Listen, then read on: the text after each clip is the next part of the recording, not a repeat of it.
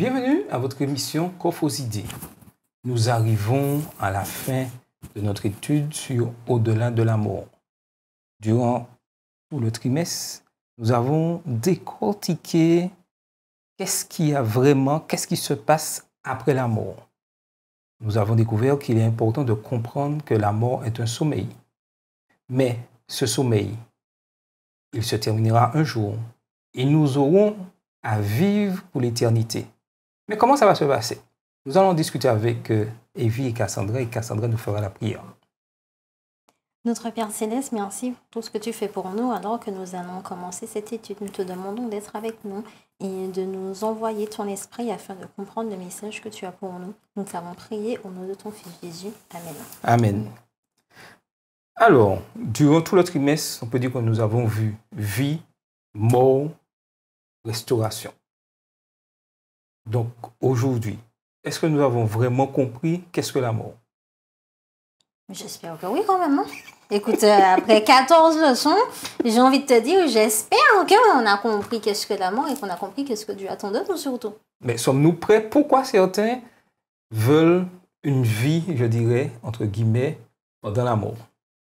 J'ai mis pendant la mort exprès. Je pense que certains, finalement, aiment bien le confort de vie actuel.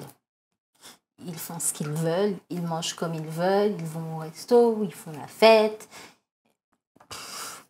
Quand Dieu reviendra, il rétablira son royaume, comme on l'a étudié, il y aura pas, ce ne sera pas le même type de fête, ce ne sera pas le même type d'amusement. Donc je pense que certains ne sont pas encore prêts à quitter tout ce que l'on a sur terre pour connaître ce que Dieu nous a préparé. Oui. Et je pense qu'aussi, ils veulent une vie pendant la mort, peut-être, parce qu'ils ne veulent pas mourir, tout simplement. Je pense qu'on a été créés pour vivre éternellement, de base. Donc, en nous, en fait, on a ce sentiment d'injustice. Si on doit mourir, on n'est pas prêt. Personne n'est jamais prêt à mourir.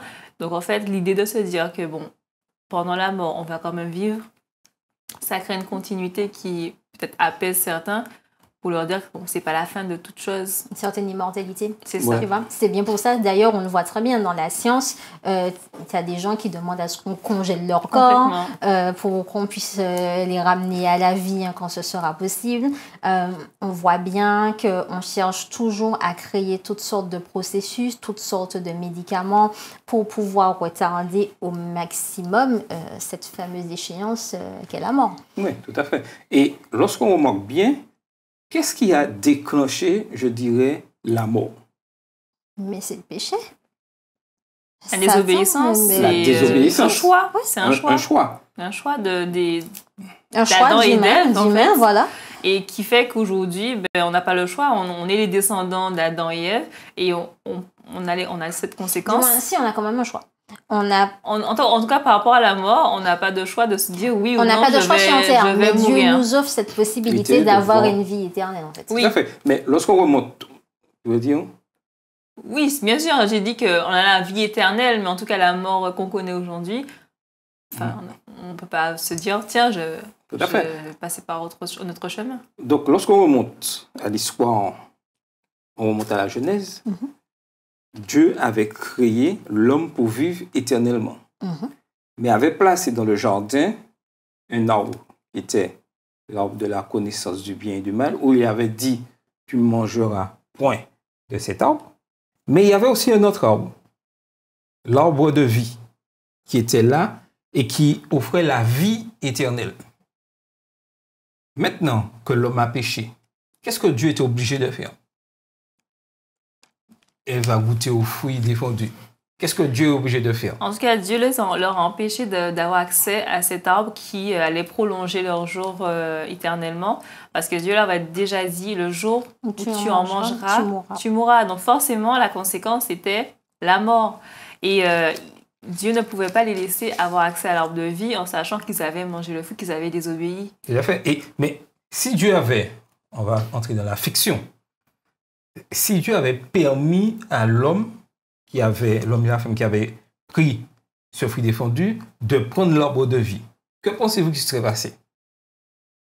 Ils auraient continué à désobéir en vivant. Et du coup, ça aurait été sans fin, en fait. Et puis, je pense qu'ils auraient voulu être finalement comme Dieu. Ils ne seraient pas restés juste des humains avec leurs capacités d'humains. Ils auraient cherché à avoir finalement les mêmes connaissances, à avoir le même pouvoir que Dieu, tu vois. Et on serait arrivé finalement à un nouveau scénario comme on a eu avec Lucifer qui était dans le ciel. Tout à fait. Parce que s'ils avaient pris cet arbre, parce que, remarquez bien, Dieu dit, tu ne mangeras point de cet arbre, connaissant du bien et du mal, mais l'arbre de vie, ils pouvaient y manger. Et moi, je suis sûr que Adam et Ève ont eu ce plaisir de pouvoir manger ce fruit, puisqu'il n'était pas interdit. Et il était là, donc ils pouvaient. Mais en goûtant, en mangeant ce fruit défendu, ils péchaient et ils devaient mourir. Donc, si cet arbre de vie était resté accessible, ça veut dire, entre guillemets, qu'ils ont continué pendant toute éternité à pécher tout en étant toujours vivant. C'est ça, à être en opposition, parce que le péché, c'est être en opposition avec Dieu, c'est lui faire être en défi avec lui, ne pas marcher selon sa voie. Et Dieu ne pouvait pas tolérer qu'en fait, dans le ciel, il y ait des adversaires, on va dire, parce qu'il était déjà dans l'autre camp, dans le camp de Lucifer. Et si Dieu, il a dit à Lucifer, du coup, tu ne fais plus partie du ciel, pourquoi il aurait laissé les hommes dans le ciel, tranquillement, en train de pécher, etc. Tout à fait. Donc, Dieu ne peut pas accepter le péché. Et le fait que Adam et Ève aient pu bénéficier de ce fruit et leurs descendants, et Adam et Ève ont transmis, je dirais, cet ADN qu'ils avaient, leurs descendants ont vécu beaucoup longtemps à cause de ce fruit de vie qu'ils ont eu l'occasion que par la terre. Mais à cause du péché, nous remarquons qu'aujourd'hui, personne ne vit 800 ans. Non. Clairement. On divise par 10. Oui, et dans le livre des Psaumes, il est dit c'est 70 ans pour le commun et 80 pour les plus robustes. Donc, on remarque que le temps s'est rétréci et ça, c'est à cause du péché. Et nous comprenons qu'il est important que, puisque l'homme avait péché, il devait mourir. Et c'est une grâce dans un sens, parce qu'il y a des gens qui sont très âgés et ils disent, mais mon Dieu m'a oublié, je ne comprends pas, tout le monde est parti, je suis là. Enfin, j'ai besoin de que ça finisse, parce qu'il y a la souffrance, il y a des fois la maladie, et c'est pas facile forcément de vivre aussi longtemps. Peut-être si Adam et Ève étaient jeunes, forts et beaux, vivre éternellement, c'est pas un souci, mais dans notre condition actuelle, vivre très longtemps dans des situations difficiles, c'est pas tout le monde qui voudrait. Je pense que le cycle de vie n'était pas le même. Quand tu regardes Abraham, quand tu regardes Noé, ces hommes-là, ils ont vécu longtemps. On regarde même l'âge auquel ils ont fini par avoir des enfants. C'est pas comme nous, d'accord? Nous, notre horloge biologique, elle s'arrête ça tourne beaucoup plus tôt. Et, tu vois, et finalement, on retrouve à peu près le même ratio, parce que notre horloge biologique, c'est 40 ans à peu près. Pour les femmes, on est à la moitié finalement de notre espérance de vie, si on reste sur les 80 ans. Eux, ils allaient enfanter à 400 ans et ils pouvaient vivre jusqu'à 800 ans. Tu vois? Je pense que c'est surtout qu'il y avait aussi un autre contexte. Après, c'est sûr que de nos jours, on n'a pas forcément envie de rester sur Terre aussi longtemps parce qu'on voit que les choses tournent vraiment mal. Il n'y a rien qui va dans ce monde. Et déjà qu'il y a beaucoup trop de personnes sur la planète, si en plus les gens devaient vivre 400 ans ou 800 ans, on n'aurait pas pu vivre tous ensemble, ça n'aurait pas été possible. Tout à fait. Donc c'est une grâce du Seigneur de... voilà. Tout à l'heure, tu disais que les personnes, c'est vrai, sous cette vie, la majorité, et là, oui, le Seigneur ne m'a pas encore pris, je vis. Mais il y a un paradoxe quand même chez l'être humain qui dit ça. Et lorsqu'il meurt, on veut que la personne continue à vivre. Mais surtout, on entre dans l'immortalité. Et puis surtout, on a peur de la mort. Oui, on a peur de la mort et en même temps, on souhaite que cette vie de souffrance se termine. Parce que Dieu a imprimé en nous. En fait, quand Dieu nous a créés, c'était pour vivre, en fait. On n'est pas été créés pour mourir. Donc forcément, notre corps, tout notre être, en fait, on a comme l'instinct de survie. En fait, on n'est pas fait pour mourir. Même si je demande la mort, même si je demande la mort, en fait, au fond, en fait, il y a le truc qui fait que j'ai quand même envie de vivre. Et c'est ça qui fait que, en fait, on est dans les deux parce qu'on souffre d'un côté et de l'autre côté en même temps. Mais on peut dire que du fait de cette souffrance, Satan a fait entrer ce phénomène de l'immortalité de l'âme afin que nous faire croire que même après la mort, nous puissions continuer à vivre. Et c'est ça le paradoxe. Satan utilise notre, je dirais, instinct de survie afin de nous faire croire qu'après la mort, on peut en continuer à vivre puisqu'on a ça en nous. Comme tu disais. Après la mort, finalement, notre souffle de vie ne retourne pas à Dieu, mais il monte dans les étoiles. Nous n'oublions pas. Oui. Et la réincarnation aussi, qui existe, où en fait, la petite fleur, la petite plante, bon, on sera plus comme on est, mais on sera la petite plante, voilà, on sera le petit ceci qui est à côté, et puis finalement, on va se réincarner à travers un autre, et puis, franchement, je pense que, comme disait Evie, on a vraiment, c'est inné en nous de se dire, ben, en fait, il n'y a pas de mort. On a vraiment envie de continuer à vivre. Et ce qui fait que les gens ont envie, entre guillemets, de mourir à l'heure actuelle, c'est tout ce qui est autour de nous, mais pas la pensée, pas l'être en lui-même, tu vois. Tout à fait. Donc, il faut comprendre ce processus. Et Dieu, dans son amour, a prévu quelque chose. Certes, nous devons mourir. Nous devons reposer, on dort, on est d'accord dessus. Mais il a prévu de ressusciter tout être humain. Tous les hommes vont être appelés à être ressuscités. Mais leur fonctionnement de vie va déterminer quelle résurrection auquel ils ont droit. Et ça, il faut bien faire comprendre que la résurrection, tous les êtres humains seront ressuscités. Ça, c'est sûr et certain. Soit pour la première résurrection, et nous l'avons vu durant ce trimestre, où tous ceux qui ont servi Dieu, ont compris et ont été fidèles à sa parole sont ressuscités pour vivre en première partie les 1000 ans dans le ciel, puis après sur cette terre restaurée. Et cette deuxième résurrection, qui est la mort éternelle, qui est réservée à tous les méchants. Et ça, c'est quelque chose d'important à comprendre, que tous les êtres humains passeront par ce processus de résurrection. Et c'est pour cela que Satan a créé l'immortalité de l'âme pour annuler l'effet de résurrection. Parce que Satan, il veut que les hommes bouiller les pistes. La résurrection, parce que la résurrection nous pose problème. Oui, la résurrection pose problème. Que ce soit la première ou la deuxième, ça lui pose problème. La première, sauver éternellement. La deuxième, condamner éternellement. Ça ne va pas du tout. Donc Satan fait croire à l'immortalité de l'âme, fait croire que jusqu'au bout, à la fin des temps, on va toujours vivre. Donc, même si tu es vivant aujourd'hui, vis bien, profite, prends tous les plaisirs que tu veux. Même après la mort, tu continues à vivre, mais ça sera peut-être mieux. Qui est très actuel, c'est One Life. Donc, on n'a qu'une seule vie. Et c'est très, très jeune. Donc, en fait, c'est très, très répandu qu'en fait, maintenant, c'est le seul instant qu'on a pour profiter, pour vivre. Et du coup, le reste n'existe pas. C'est faire abstraction complètement du reste. Et ce qu'on fait aujourd'hui ne concerne que nous. Et notre vie, notre plaisir, c'est vraiment tout ce qui est éternel, tout ce qui est invisible. On n'y pense pas, en fait. Mais en fait, ça rentre clairement dans le principe de l'immortalité auquel Satan veut nous faire croire, où on va se dire, mais en fait, je suis immortel, oui, certes, je n'ai qu'une vie, mais en fait, rien ne peut m'atteindre, rien ne peut me toucher. Aussi.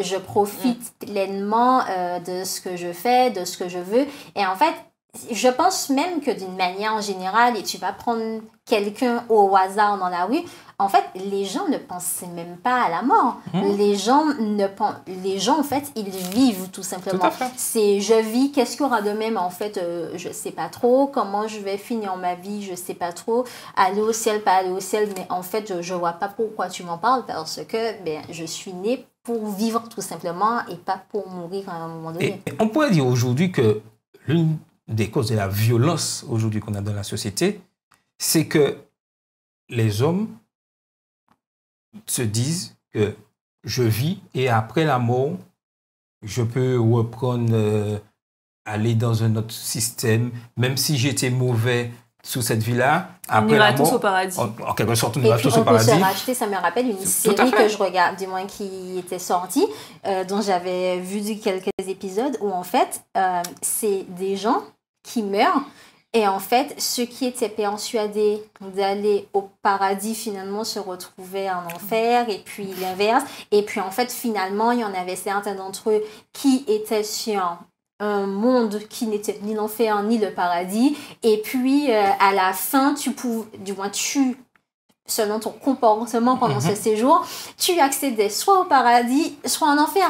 Et en fait, quand on met ce genre de choses à la télé ou sur les réseaux ou partout, on est tout simplement en train de nous faire croire, et ce inconsciemment, que après la mort, il y a une vie et qu'on peut choisir finalement notre destinée et qu'on peut faire un petit choix à la carte, quoi. Tout à fait. Et c'est ça qui entraîne aujourd'hui cette violence dans la société. Et ça, tout le monde discute de violence à rechercher des solutions. Mais si tout le monde retournait à la base de ce que la Bible disait, que tu as une seule vie et que lorsque tu meurs et que tu es dans un sommeil et que c'est au retour de Jésus que la sanction tombera. Cela changerait beaucoup de choses dans la société. Et c'est ça qui amène autant de violence. Et aujourd'hui, tenir un tel discours, si je vais sur les plateaux de télé dire telle chose, on va me prendre pour un fou. Ah, mais complètement. Écoute, tu vois bien que les jeux vidéo, de toutes les manières, qu'est-ce que l'on te montre? Et il y avait quelqu'un qui m'a fait remarquer quelque chose, qui me disait, tu sais, tout ce qui se passe dans la vie actuelle, que ça soit les séries, que ça soit les films, que ça soit les faits de violence, sont inspirés de ce qui est marqué dans la Bible. Et en fait, cette personne n'avait pas tort, mais en réalité, ce qui se passe, c'est que c'est inspiré de la Bible, mais c'est détourné autrement. Et c'est comme ça que de la même manière que tu vois que Jésus est mort et que Jésus est ressuscité, dans tes jeux vidéo, qu'est-ce que l'on va te montrer? Hop, tu peux tuer quelqu'un et tiens, tu as gagné une vie et la personne recommence à vivre. Et en fait, on te fait croire que en fait, tu peux tuer, l'autre va ressusciter et ainsi de suite. Mais on oublie que ça, ce sont des choses qui sont médiées par Satan et que le but de Satan est de nous éloigner le plus que possible de Dieu. Tout à fait. Il y a ce qu'il nous a dit clairement. Parce qu'à force de douter ou bien à force d'être dans le flou et puis dans des choses qui ne sont pas vraies, on finit par se perdre complètement. Et pour se retrouver, ça prend du temps. Oui, tout à fait. Mais il y a un deuxième élément. Malgré que les gens, soi-disant, ont peur de la mort, mais tout le monde se bat pour vivre le plus longtemps que possible, quand même. Aujourd'hui, tout le monde cherche l'élixir qui permettrait de vivre plus longtemps, rajeunir. On entend beaucoup de pubs sur les crèmes sur le visage pour retirer tout ce qui les marques du temps. Les marques du temps, retarder les rides. Mais je t'ai dit, en fait, les gens aiment finalement, au-delà de tout ce qui se passe dans la vie, les gens aiment leur confort de vie. Les gens investissent dans une vie, ils investissent dans du matériel. Et tu sais, qu'on le veuille ou non, penser à ce que Dieu, à cette nouvelle terre que Dieu prépare pour nous, ça reste quand même quelque chose d'abstrait parce que ce n'est pas quelque chose que l'on voit. C'est pas comme une construction où on peut aller sur le chantier et voir où est-ce que ça avance. On croit uniquement que Dieu, il est en train de nous préparer une nouvelle terre. Et les gens, en fait, ils ne sont pas dans cette dynamique d'abstrait. Les gens, ils veulent du concret. Et le concret, c'est j'ai acheté ma maison, je l'aménage, je vais acheter tel autre terrain et puis je vais construire telle autre chose. Donc, quand tu dis aux gens, en fait, tu sais, il y a Dieu qui te prépare quelque chose, eux, ils ne sont pas, en fait, à ce niveau-là. Ils ont envie de continuer, malgré tout ce qui se passe dans ce monde, à continuer à garder leur petit cocon finalement et leur confort de vie où ils peuvent encore se rattacher à quelque chose. Tout à fait. Et l'élixir, je dirais, de bonne vie qui permet de vivre longtemps est vraiment quelque chose qui est recherché. Mais en tant que jeunes adventistes du 7e jour, qu'est-ce que nous devons rechercher? Pour nous, sous cette terre, qu'est-ce qu'est vraiment l'élixir, je dirais, de jeunesse? C'est vraiment... En fait, tu sais, je suis partageante du réponse.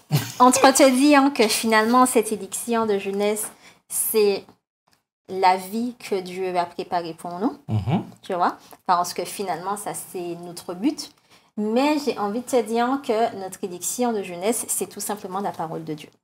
Parce que c'est la parole de Dieu qui va nous donner, en fait, tous les éléments, qui va nous apporter toute la connaissance, toute la foi dont on a besoin pour finalement atteindre notre but. Exactement. Mais par exemple, ce qu'elle dit, ça revient aussi au verset qui dit « Ceux qui se confient en l'Éternel renouvellent leur force ». ils courent sans se lasser, ils marchent sans se fatiguer. Et c'est Dieu qui nous redonne à chaque jour cette énergie vitale, cette motivation d'avancer toujours plus loin.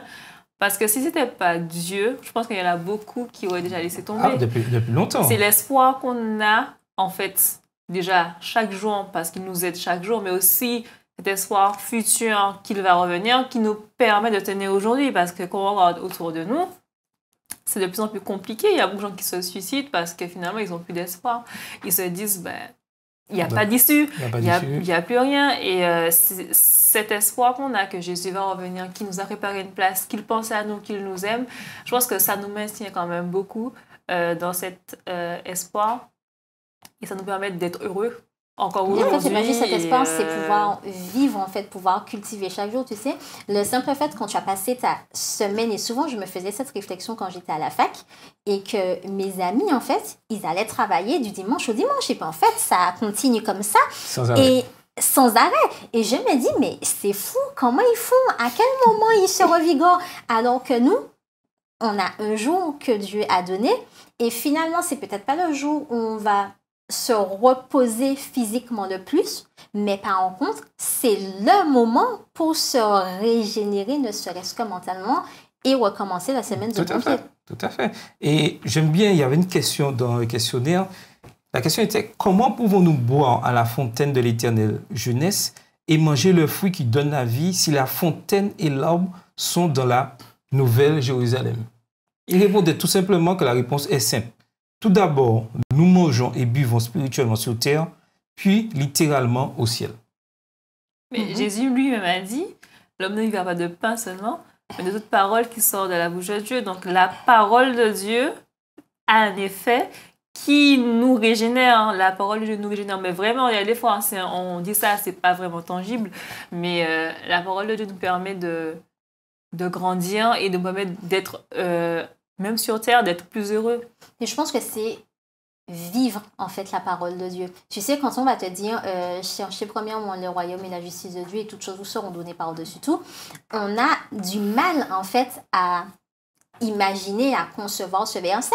Mais si tu vas ailleurs dans la Bible et qu'on te dit de ne t'inquiéter de rien parce qu'en fait, Dieu va subvenir à tes besoins et que tu fais cette expérience finalement, tu dis Seigneur, aide-moi à ne m'inquiéter de rien et que le lendemain matin, mais en fait, tu te casses pas la tête sur comment tu vas diriger ta journée, tu te casses pas la tête sur qu'est-ce que tu vas manger, mais en fait, tu verras que Dieu, il a trouver des petites solutions pour toi.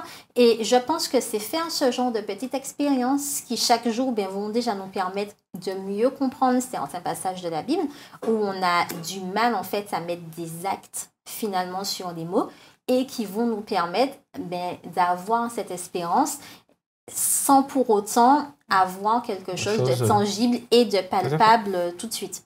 Et le dernier paragraphe de cette partie-là disait, pour conforter tout ce qu'on a dit, nous pouvons jouir des bénédictions du ciel maintenant même, aujourd'hui, alors que nous vivons sur terre.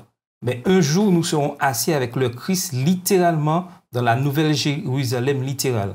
Nous mangerons de l'arbre de vie littéral et boirons l'eau littérale qui jaillit du trône de Dieu. Et on peut lire ça dans Apocalypse 22, verset 17. Nous pouvons dès maintenant avoir l'assurance de la vie éternelle. Celui qui a le Fils a la vie. Celui qui n'a pas le Fils de Dieu n'a pas la vie. Donc, on a un choix à faire. Oui. Soit nous décidons de suivre Dieu avec ses principes et nous aurons la vie, soit nous décidons de faire le contraire et nous aurons la mort éternelle. Donc, il y a un choix à faire et en tant que jeune, je trouve que des fois, c'est un peu pénible de choisir quand même. Ah oui, c'est compliqué parce qu'on a des amis, on a de l'entourage qui ne fera pas forcément les mêmes choses que nous, qui ne vont pas voir les choses comme ça, puis qui vont te demander, mais en fait, tu es en train de croire à quoi là? Tu es en train de me parler d'une soi-disant vie éternelle que tu ne peux même pas voir. Pense plutôt à la maison là, que tu vas pouvoir construire, à la voiture que tu vas acheter. Ça, ce sont de vraies choses, tu vois. Et je pense que c'est là qu'en tant que jeune, on doit être d'autant plus vigilant et qu'on doit se rappeler d'autant plus des promesses de Dieu et essayer de les expérimenter chaque jour, les expérimenter dans notre vie de tous les jours. Seigneur, aide-moi à trouver une place sur le parking. Seigneur, permets que je puisse avoir de quoi manger à la fin du mois si je n'ai pas les moyens financiers de le faire. Et en fait, c'est en faisant ces petites expériences sur des choses qu'on a l'impression qui restent quand même abstraites, où on verra la main de Dieu, qu'on pourra se dire, mais il y a réellement une vie éternelle et on va moins se laisser influencer par les autres et au contraire, on va pouvoir rallier d'autres personnes à la même cause que nous. Tout à fait. Et en tant que jeune, c'est aussi compliqué parce que souvent, Dieu nous fait des promesses, par exemple. En tant que jeune, on a beaucoup de préoccupations. Les études, la maison, le mariage, enfin, tout ça. Et puis finalement, ça traîne en longueur. Il y a beaucoup de jeunes, on se dit, mais Seigneur, tu m'as oublié, c'est pas possible. J'ai pas encore de travail, j'ai pas fini mes études, j'ai déjà tel âge. Et nos copains qui sont peut-être pas chrétiens, ils disent, mais t'es sûr que ton Dieu fait quelque chose pour toi? Parce que bon, ça, on n'aurait pas dit. On n'aurait pas dit. Surtout sans que le temps montre, et comme tu disais, l'horloge biologique tourne, tout ça, et on se trouve emprisonné avec le temps. Tu comprends pas bien la Bible. Le Seigneur t'a pas demandé de faire tout ce sacrifice. Tu vois bien le Seigneur, que tu peux aider le Seigneur. Tu peux l'aider un petit peu, même si tu travailles. Ah ben oui, écoute. Même si le travail, c'est le samedi, faut être réaliste. On est sur terre. Donc, écoute-moi. Le Seigneur t'aime. Le Seigneur ne veut pas que tu sois sans travail. Donc, si tu comprends bien, tu peux travailler le samedi, tu vas prier. Tu donnes la dîme, c'est bien, tu vas donner la dîme sur ce que tu vas faire. Et si tu vas le samedi, le Seigneur comprend. Et en fait, c'est là où ça devient compliqué parce que nous, en fait, c'est pas facile de pas avoir de travail. Tous les copains ont le travail et là, tu peux pas sortir, tu peux rien payer, t'es chez les parents, c'est pas facile. Non, mais là, tu parles du travail. Je reviens sur l'exemple. Attends, je reviens sur l'exemple. C'est-à-dire que si je veux avoir un enfant et j'ai pas l'élément principal, c'est-à-dire un mariage. Le mariage, bon... Comment on fait là, Seigneur? Il y a un petit problème. 39 ans et demi. Là, je ne remplis pas ce que tu demandes. Donc, je vais t'aider un peu, oui, c'est-à-dire je vais légèrement m'écarter du chemin. Pour revenir après, pour demander pardon. Ainsi, je dirais que c'est Dieu qui m'a béni. Étant donné que je suis retenu sur le chemin. Et puis pour ceux qui font encore leur étude, bon, il y a examen le samedi. Seigneur, ok, tu m'as dit que si je ne vais pas l'examen le samedi, tu vas permettre que je réussisse. Mais bon, tu as bien vu que la première année, ça n'a pas marché. Donc, Seigneur, écoute, en réalité, si je vais le samedi, mais c'est quand même pour la gloire de Dieu, finalement, les études que je fais. Quand on dit, mais j'ajoute un élément important, mais il y a d'autres adventistes qui l'ont fait et qui ont réussi. Mais tu sais que... Mais vous savez que ça m'est arrivé.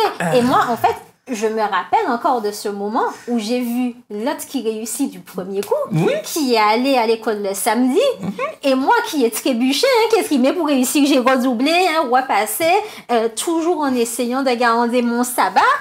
Et puis ensuite, mais papa et maman, mais... Finalement, est-ce que ça sert à quelque chose? Ça a servi à croire que je garde tout ça. Mais par contre, mes parents m'ont dit, mais écoute, laisse Dieu gérer parce que Satan aussi, il est fort à ce niveau-là. Il va te montrer que l'autre réussit, va réussir au mieux que toi. Mais quand je regarde quelques années après et que je vois ce que deviennent ces personnes-là qui finalement ont fait le choix d'aller avec Satan et que je regarde moi, ben, au final... Mon cursus, je l'ai terminé avant eux, par exemple. Oui. Et même s'ils seraient finis avant toi, mais leur vie. Toi, tu es en paix. Ben oui, et même si on est pleinement pardonné, n'oublions pas que nous payons et nous gardons toujours les conséquences de nos fautes. Et quand tu vois finalement la vie de ces personnes-là et que tu vois la tienne, même si la tienne, elle n'est pas parfaite, mais au moins, tu te dis, mais Seigneur, merci de m'avoir gardé. Donc, j'ai envie de dire qu'en tant que jeune, c'est pas forcément simple du jour au lendemain de dire, ben, je choisis Dieu, je fais le bon choix et j'irai au ciel. Mais par contre, c'est un cheminement qu'on fait petit à petit et la victoire, elle est belle et elle est d'autant plus belle que ce sont sur de toutes petites expériences. Ne serait-ce que d'avoir réussi à dire, en fait, non, je n'irai pas dans telle soirée avec mes amis parce que je sais que ça ne va pas avec mes convictions. Mais en fait, ça, c'est une victoire de se dire, je suis allée faire autre chose. Et petit à petit, on fera des victoires, de plus grosses victoires, tout à fait, pour ensuite gagner notre couronne de vie. Tout à fait. Donc, n'oublions pas la vie, la mort, la restauration. Et si nous voulons la véritable restauration, il faut que durant notre vie, nous puissions avoir vécu selon ce que la parole de Dieu dit. Car lorsque nous mourons, tout est fini, tout est accompli. Et c'est la manière que nous aurons vécu qui déterminera quelle résurrection à laquelle nous aurons droit. La première résurrection, vie éternelle. La deuxième résurrection, mort éternelle. La balle est dans notre corps. Quel sera votre choix? C'était votre émission Coffres aux idées.